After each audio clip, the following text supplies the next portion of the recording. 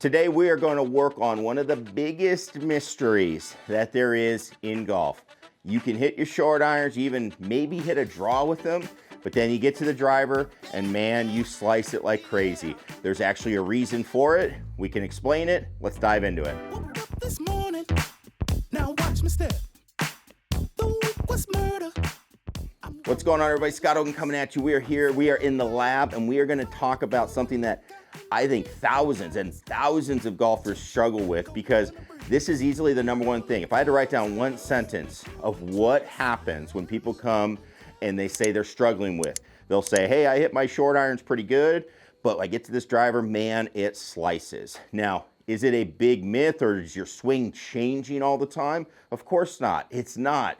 But there are a couple of things that are going on that we need to account for when we switch clubs. That is a huge deal, and it's all going to lie within this number called the horizontal swing plane, or if you have TrackMan, the swing direction. Very critical numbers that change how you think about your golf swing.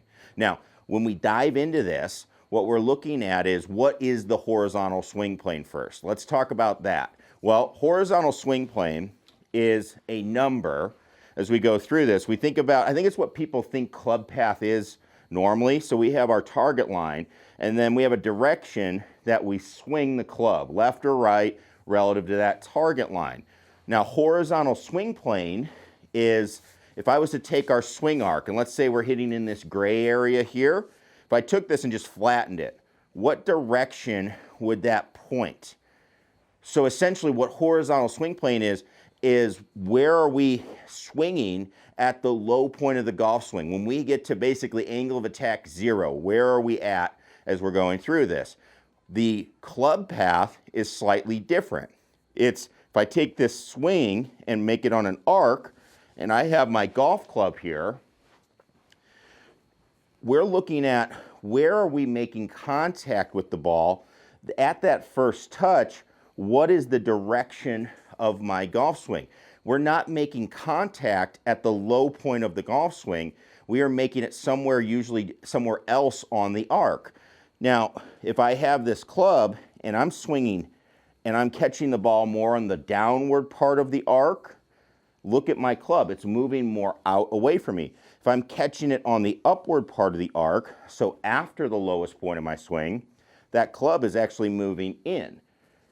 I'm getting more of an out to in look to my golf swing. Well, let's think about, what are we trying to do with these different golf clubs? If I've got a short iron here, I'm going to have the ball usually a little bit more back in my stance. I'm also going to be really driving forward, trying to move the low point of my swing in front of the golf ball. I want to make sure I'm making really good contact, compressing that golf ball, taking good divots, those types of things, and making the ball drive into the air. When I get the driver out, this ball's already teed up. It's in the air for me. What are we typically told to do? Let's get that swing and let's swing up on it, ball forward in the stance. That's going to make this ball fly. We're going to take spin off it, all that good stuff. Not saying that's what you shouldn't do, but you do need to account for what that does with your club path.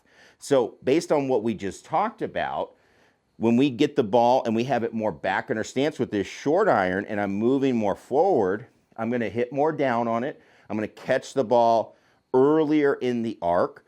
That means I'm by default swinging more into out. Now, overall, you may be somebody that's way over the top, so you can still slice your short irons, but relative to the rest of your swings, that is still an into out swing compared to how you swing with all your other clubs, okay? That's still the most into out point of your golf swing, of your individual swing. When we go to the driver and we say, hey, let's put the ball forward, now we're gonna hit up on it. That's moving that club in. I'm also hitting it later on the arc. That is also moving the club from out to in. So all of those things are promoting that we are going to make more of a fade or even a slice type motion to the golf ball. Those are things that we see. So let's go ahead, let's put this into play here. I'm going to hit this 9 iron first, and we'll see what we get with this swing. I'm going to try and swing through, and I'm going to do what I think tour players try to do a lot. They try and swing it left as they're going through. For a right-handed player, they get up here and they want to be able to swing hard and rotate hard through the golf ball, but they still can draw it because they're moving forward and really getting that low point out in front of the golf ball. I'm going to go ahead, let's hit one here. Okay, slightly pulled that one, but going to illustrate the point that we're trying to make. Here I have a swing. Now this is exaggerated, but I have a horizontal plane here of 5.2 left. That thing felt pretty over the top to me. Now I closed the face, so I pulled it, but you can see I hit down on it 9.7. Now that is too much. That is a very exaggerated motion. I would not recommend hitting down on it 9.7 with pretty much any club other than a short game shot. But look at the club path. That club path is close to zero. It's almost zero, even though it felt like I went way over the top with it because I actually hit down on it so much. So when we do that, our club path will move more into out relative to our swing direction or our horizontal swing plane. Let's flip that around with the driver. We take our driver. Think about what we're trying to do here. I'm trying to hit up on the golf ball. I'm also trying to make sure the ball's in the front of my stance, and let's see what happens here, okay?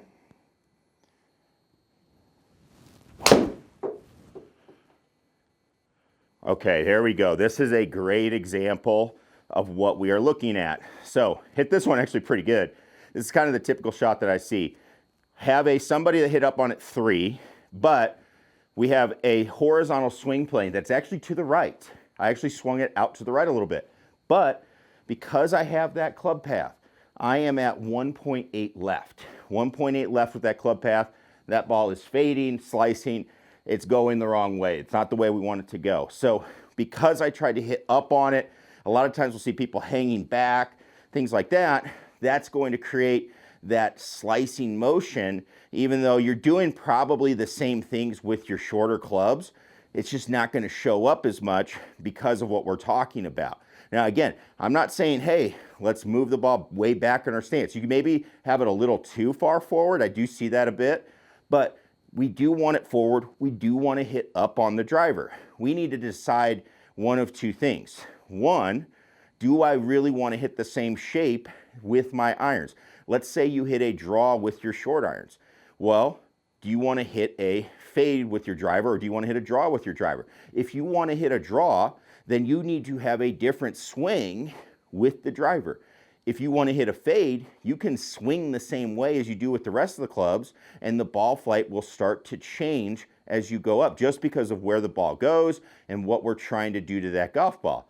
It's either one is correct. I would say on tour, you see a lot of players that hit draws with their irons and fade their driver. That's okay. I'm somebody that personally, I like to draw everything. It's just what I see. When I'm playing golf, I get on a tee box, I'm looking at it, I just like to see the ball go right to left. I don't know why, it's just what I like. So, for me, what I need to feel is I do feel a different golf swing. It's not crazy different, but with my irons, I tend to just feel like I go back and swing through, and I usually get the shape that I want. With the driver, I need to make a concerted effort when I go up, that when I shift, I really have to get my shoulders closed, keep them closed, feel like I'm really swinging everything way out to create my draw shape. It almost feels like I'm trying to snap hook it. Now, if you're struggling with this, I would recommend you try this. You're going to try to make a swing. Try it slow at first if you need to. Get set up.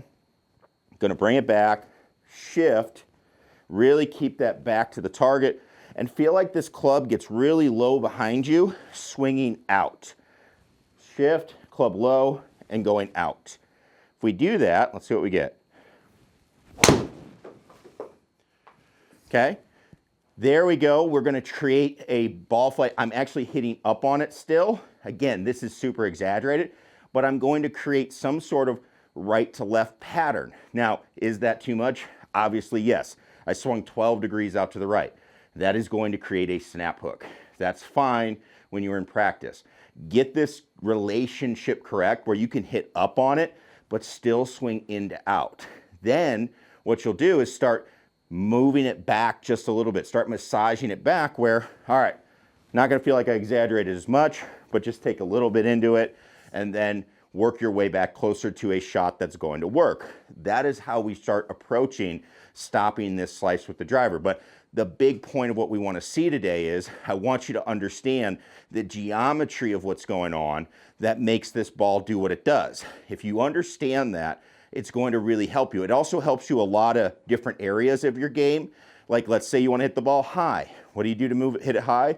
Move it forward. You move it back to go low. What types of shapes are going to be favored with those shots?